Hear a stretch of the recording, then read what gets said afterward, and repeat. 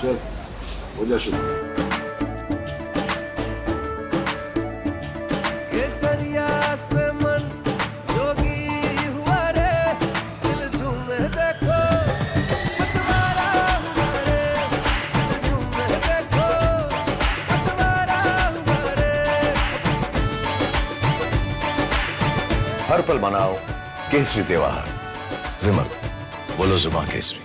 हाँ कोई बात नहीं, बैठ जाओ, उधर उधर बैठ जाओ, आराम से बैठ जाओ, एक तरफ बैठ जाओ।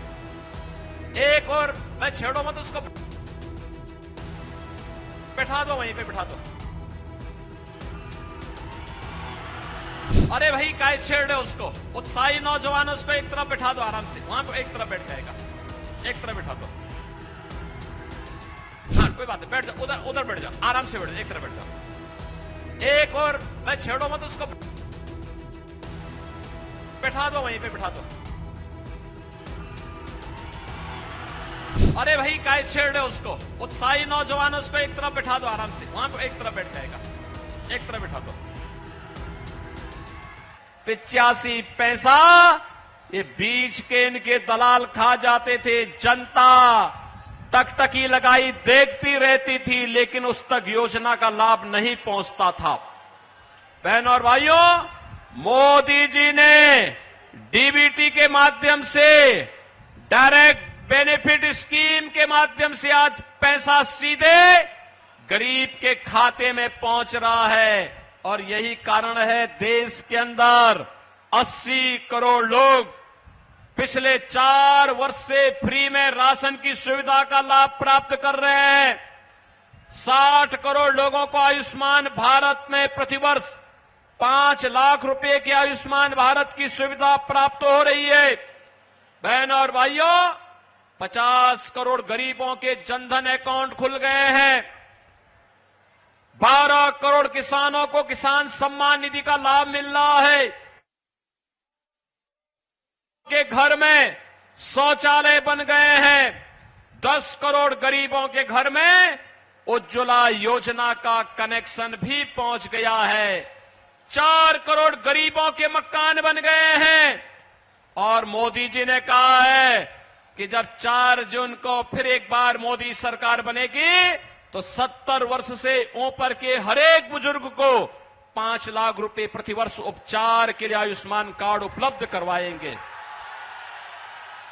मोदी जी की घोषणा है और मोदी की गारंटी भी है कि जितने बचे हुए गरीब होंगे, जिनके पास मकान नहीं होगा, उन गरीबों को भी एक एक मकान उपलब्ध करवाएंगे। बहनों और भाइयों, एक और मोदी जी के नेतृत्व में, एक और मोदी जी, हाँ कोई बात नहीं, बैठ जाओ, उधर उधर बैठ जाओ, आराम से बैठ जाओ, एक तरफ बैठ जाओ। एक और मैं छेड़ो मत उसको, बैठा दो वहीं पे, बैठा दो। एक और मोदी जी के नेतृत्व में, एक और मोदी जी के नेतृत्व में, एक और मोदी जी के नेतृत्व में देश का सम्मान बढ़ा है। देश की सीमाएं सुरक्षित हुई हैं। आतंकवाद और नक्सलवाद की समस्या का समाधान हुआ है। अरे भाई काय छेड़ रहे हो उसको, उत्साही नौजवान उसको एक तरफ बैठा दो आराम से, वहां पे एक तरफ बैठ जाएगा, एक तरफ बैठा दो।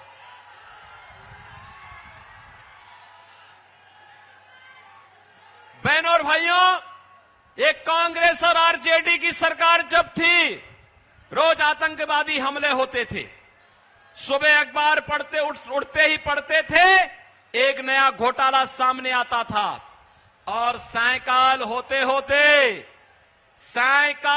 होते कहीं आतंकी विस्फोट और आतंकी वारदात की सूचना आ जाती थी।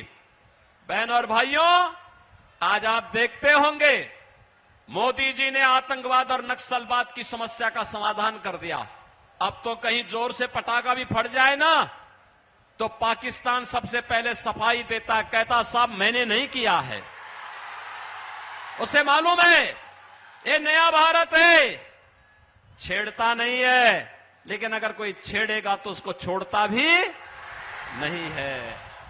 ये नया भारत है, ये नया भारत सर्जिकल स्ट्राइक और एयर स्ट्राइक के लिए भी हमेशा तैयार रहता है। अगर कोई हमारे नागरिकों को मारेगा तो उसके घर में घुस करके उसका काम तमाम करने का कार्य भी नया भारत करता है।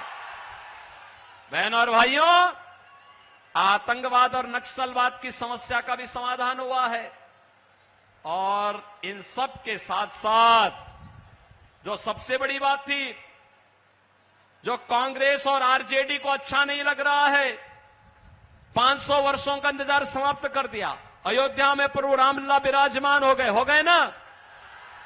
और बिहार वासी तो इतने मगन हैं प्रभु रामलला के आने पर, क्योंकि मां जानकी का मायका जो बिहार में है,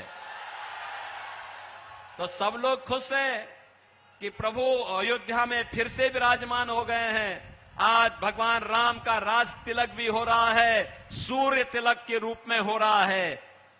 आज भगवान राम अयोध्या में अपना जन्मोत्सव भी मना रहे हैं, होली भी मना रहे हैं। ये सब किसके कारण? मोदी जी के कारण। किसके कारण? आज आप अयोध्या जाके देखिए, ऐसी चमका दी गई अयोध्या, ऐसी चमका दी गई, ऐसी चमका दी गई, आपको लगेगा कि अयोध्या प्रभु राम के समय की अयोध्या आ गई है। कभी अयोध्या जाकर के देखें आप।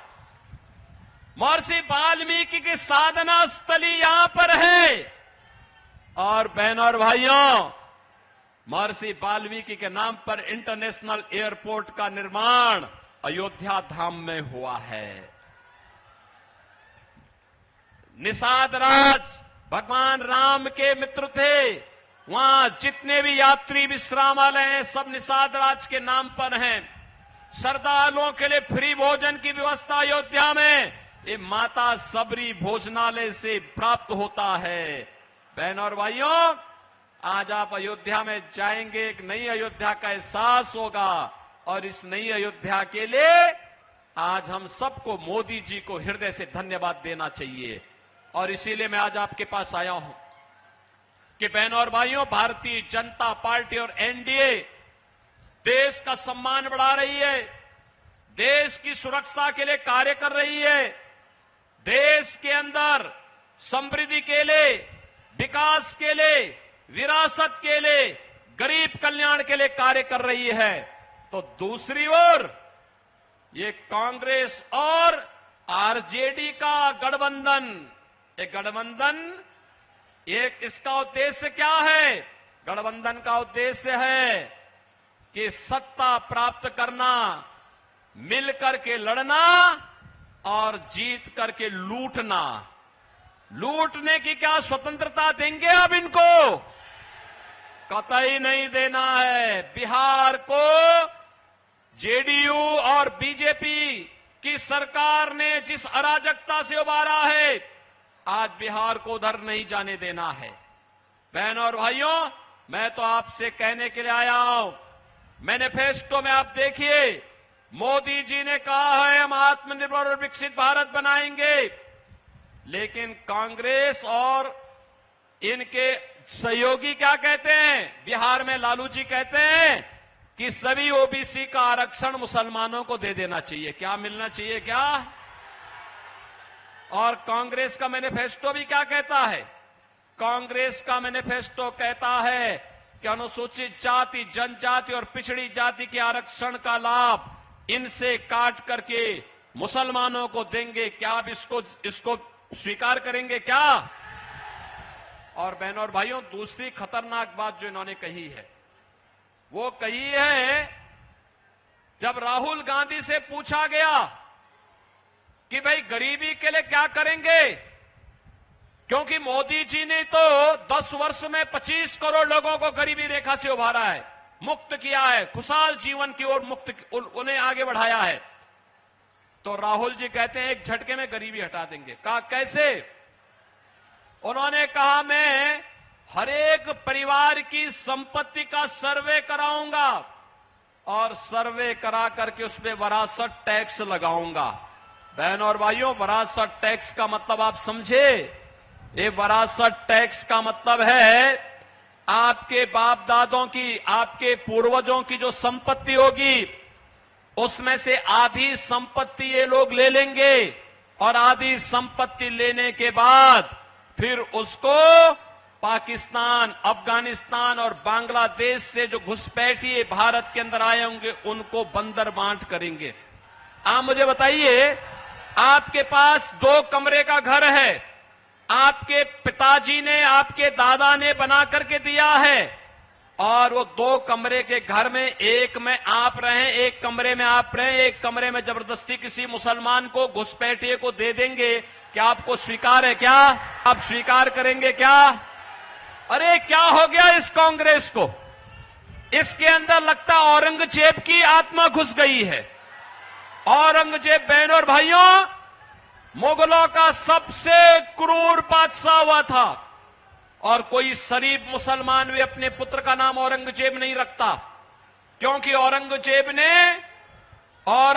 ने अपने भाई की हत्या की, फिर औरंगजेब ने अपने बाप को कैद कर दिया था। और अगर औरंगजेब की कारस्तानी को देखना हो तो पटना की खुदा बख्त लाइब्रेरी में जाकर के पढ़िए, उसमें शाहजहां की जीवनी के बारे में आपको जानकारी मिल जाएगी। शाहजहां कहता है ऐसा कमबख्त पुत्र किसी को पैदा न हो, क्योंकि यह जीते जी तो पानी के लिए शाहजहां को तरसाया था, और मरने के बाद भी उसने कहा कि यह तो क्या, इससे अच्छा तो ये हिंदू है। तो जीते जी अपने बड़े बुजुर्गों का सम्मान करता है, उनका आदर सत्कार करता है, और मरने के बाद श्राद्ध और तर्पण करके उनको, पितरों को जल देने का काम करता है। बहनों और भाइयों, ये औरंगजेब ने जजिया कर लगाया था हिंदुओं पे। ये मंदिर जो तोड़े गए थे काशी विश्वनाथ का, मथुरा में श्री कृष्ण जन्मभूमि का, ये इसी दुष्ट औरंगजेब ने तोड़े थे। और बहनों और भाइयों, ये औरंगजेब जजिया कर लगाया था, कहता था या तो कर दो नहीं तो मुसलमान बनो। उस समय का ये जजिया कर, ये विरासत टैक्स कांग्रेस का ये जजिया कर है। हमें जजिया कर वाली सरकार नहीं चाहिए, जजिया कर वाली पार्टी नहीं चाहिए। और इसीलिए मैं आया हूं आपसे कहने के लिए कि आत्मनिर्भर और विकसित भारत के लिए देश की आवाज के साथ हमें भी एकजुट होकर के चुनाव जिता करके भेजना है।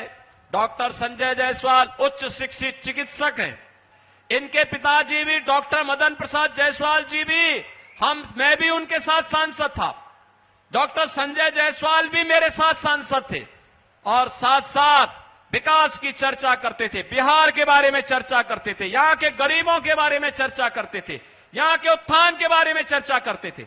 और इसीलिए मैं आज आपके पास आया हूं संजय जायसवाल के लिए, विशेष रूप से आया हूं। उत्तर प्रदेश में भी 14 सीटों पर चुनाव होने हैं, लेकिन मैंने कहा जाऊंगा संजय जायसवाल के लिए जरूर। और बहनों और भाइयों, इसीलिए आपके पास आया हूं। डॉक्टर संजय जायसवाल को चुनाव जिता के भेजेंगे? अरे दोनों हाथ उठा के, जहां तक मेरी आवाज जा रही है, जहां तक आवाज जा रही है, दोनों हाथ उठा करके मुझे बताओ। बहनों और भाइयों, मैं इसलिए बोल रहा हूं, देखो मैं धन्यवाद दूंगा कि मेरे आने के पहले आपने यूपी से बुलडोजर मंगा दिया, और ये माफिया और आतंकवादियों का सबसे अच्छा उपचार है। मोदी जी तीसरी बार प्रधानमंत्री बनेंगे, इसके लिए संजय जायसवाल को जिताना होगा। जिताएंगे। कल एक दिन का समय है, एक दिन देश के लिए देंगे। इसके लिए आपको एक काम करना होगा, जितने लोग यहां पर आए हैं, आपसे मेरी अपील होगी, कल एक दिन 15 घरों में जाकर के जितने सदस्य होंगे, वयस्क मतदाता होंगे, उनसे कमल चुनाव चिन्ह पर वोट देने की अपील करके, और परसों उन्हें मतदान केंद्र पे लेके जाना है। लेके जाएंगे। मैं आश्वस्त होकर के जाऊं, मोदी जी को आश्वस्त करूं कि यहां से डॉक्टर संजय जायसवाल भारी बहुमत से चुनाव जीत के जाएंगे। सहमत हैं? तो फिर मेरे साथ बोलेंगे, भारत माता की, भारत माता की, भारत माता की। जय श्री राम, जय जय श्री राम।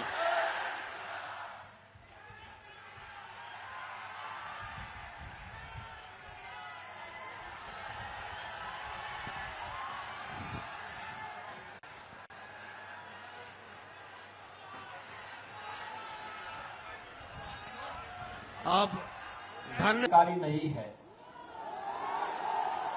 और सच्चर कमेटी ने कहा था कि मुसलमानों की कुछ जातियों को अनुसूचित जाति में शामिल कर देंगे तो उसको भी आरक्षण मिल जाएगा। भारतीय जनता पार्टी ने विरोध किया था, कहा था कि ये प्रस्ताव ही दलित विरोधी है। बहनों और भाइयों, आज मैं आया हूं आपसे कहने के लिए, एक तरफ आपके आरक्षण पर सेंध लगाने की तैयारी आरजेडी और कांग्रेस कर चुकी है, लेकिन भारतीय जनता पार्टी इनके मंसूबों को पूरा नहीं होने देगी।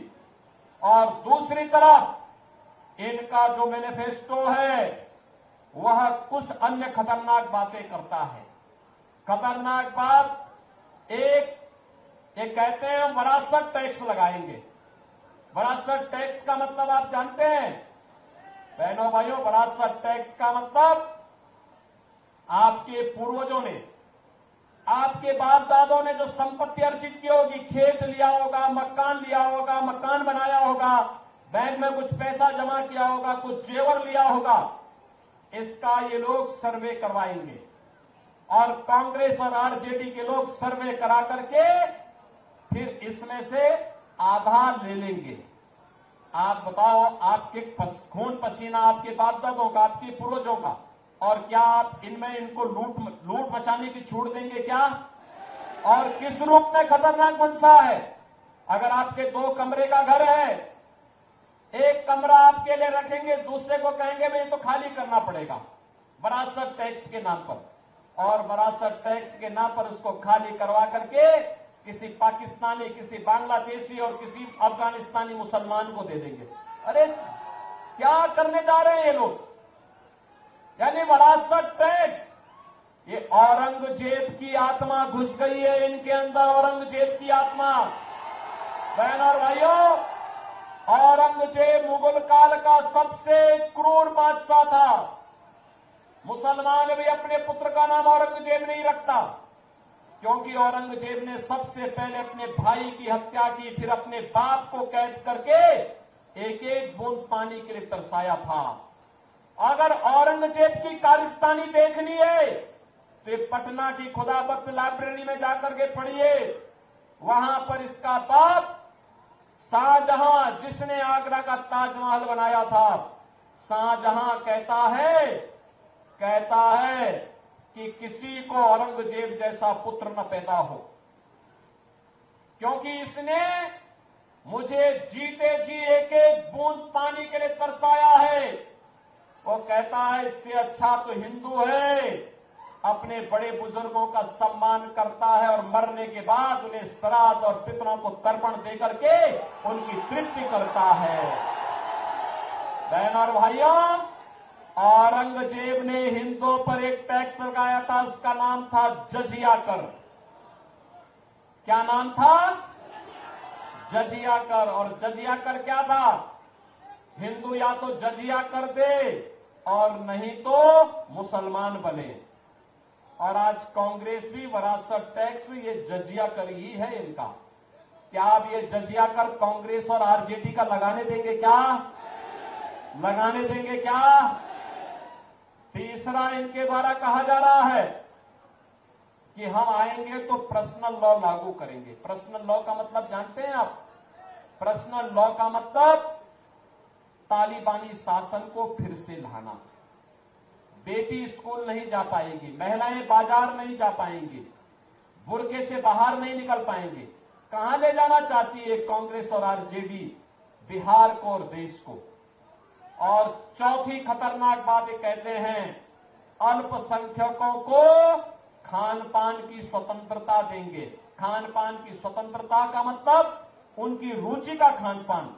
अरे जो बहुसंख्यक खाता है वो अल्पसंख्यक भी खाता है, कोई भेद तो है नहीं। एक मुद्दे पे भेद होता है, जब कोई मुसलमान गौ कसी करता है, गौ हत्या करता है, हिंदू उग्र होकर के सामने आ जाता है, कहता है जन्म जन्म का नाता है, गाय हमारी माता है, कहता है ना। और ये कहते हैं कि हम उनको अब गौ कसी करने की छूट देंगे। क्या आप देंगे क्या कांग्रेस को वोट? अरे राम जन्मभूमि का मंदिर बना के जो पुण्य अर्जित किया है, वह कांग्रेस और आरजेडी को वोट देकर के पाप में मत बदलना। बहनों और भाइयों, मैं यही कहने के लिए आज आपके पास आया हूं। इसीलिए मैं आज आपके पास आया हूं कहने के लिए, राधा मोहन बाबू जैसा सीधा सरल, राधा मोहन बाबू जैसा सीधा सरल लेकिन आपकी जनता के लिए समर्पित व्यक्ति जिस भाव के साथ कार्य कर रहा है, वैसा राजनेता मिलना अत्यंत दुर्लभ है, दुर्लभ। और इसलिए बहनों और भाइयों, जनता की अदालत में हम लोग आए हैं आपसे कहने के लिए, एक ही बात कहने के लिए आए हैं कि हमें राम विरोधियों को भी नहीं आने देना है, हमें जजिया कर लगाने वालों को भी नहीं आने देना है, हमें वीआईपी कल्चर वालों को भी नहीं टिकने देना है। समझ लिए ना? अब मुझे बताओ, रोज रोज तो सौदेबाजी करते हैं, सौदेबाजी करते हैं, रोज पलटी मारेंगे, सौदेबाजी करेंगे, क्या आप इनको आने देंगे क्या? और फिर गौ कसी को प्रोत्साहित करने वालों को क्या आप आने देंगे क्या? मैं तो आपसे यही कहने के लिए आया हूं कि राधा मोहन बाबू तो लंबे समय से सांसद के रूप में यहां की जनता जनार्दन की सेवा करते हैं। मैं देखता हूं, अगर दिल्ली रहेंगे, शाम को ट्रेन में बैठेंगे, सुबह फिर दिन भर यहां की जनता की सेवा करके फिर शाम को यहां से गोरखपुर या पटना जाकर के वहां से प्लेन से फिर दिल्ली अगले दिन संसद की बैठक में भाग लेके फिर वापस अपने क्षेत्र में आते हैं, दिन भर सेवा करते हैं। बहनों और भाइयों, ऐसा जनप्रतिनिधि मिलना बहुत दुर्लभ होता है और इसीलिए आपसे मैं यही अपील करने के लिए आया हूं, राधा मोहन बाबू को चुनाव जिता के भेजेंगे। 400 पार में ये सीट भी होनी चाहिए, होगी ना? 400 पार तभी होगा जब राधा मोहन बाबू भारी बहुमत से विजयी बनकर जाएंगे। रिकॉर्ड वोट से रिकॉर्ड बनना चाहिए। बनाएंगे रिकॉर्ड? बनाएंगे, बनाएंगे। लेकिन इसके लिए आपको एक काम करना होगा। करेंगे? मोदी जी का संदेशा है, कल एक दिन का समय आपके पास होगा। आप में से इस संदेशे को घर घर कौन कितने लोग पहुंचाएंगे? थोड़ा हाथ खड़ा करके मुझे बताओ। उधर हेलीपैड की तरफ भी काफी बड़ी संख्या में लोग खड़े हैं, इधर भी खड़े हैं, सड़क की तरफ भी खड़े हैं। कितने लोग थे? दोनों हाथ ला के मुझे आश्वस्त करो। दोनों हाथ ला करके, दोनों हाथ ला करके खड़ो, हाथ खड़े करके मुझे बताओ पहले कितने लोग हैं जो मेरे संकल्पों को घर घर पहुंचाएगा? आप पहुंचाने के लिए तैयार हैं? और संकल्प होगा कि कल आप में से हर व्यक्ति को 15 घरों में जनसंपर्क करने के लिए जाना है और कमल खिलाने के लिए उनसे अपील करनी है। बोलेंगे ना? क्या बोलेंगे? नौजवानों के भविष्य के लिए, किसानों की खुशहाली के लिए, बेटी और व्यापारी की सुरक्षा के लिए, आत्मनिर्भर भारत बनाने के लिए और विकसित भारत की संकल्पना को पूरा करने के लिए हमें कमल खिलाना है। सबको बोलेंगे? बोलेंगे? और जनता को संकल्प दिलाना है, जो राम को लाए हैं, बोलेंगे ना? और परसों उन सभी लोगों को मतदान कराना है। कराएंगे? कराएंगे? मैं मतदान का प्रतिशत देखूंगा मोतिहारी में। सहमत है ना? सभी लोग सहमत हैं? तो फिर मेरे साथ बोलेंगे, भारत माता की, भारत माता की, भारत माता की जय श्री राम, जय जय श्री राम।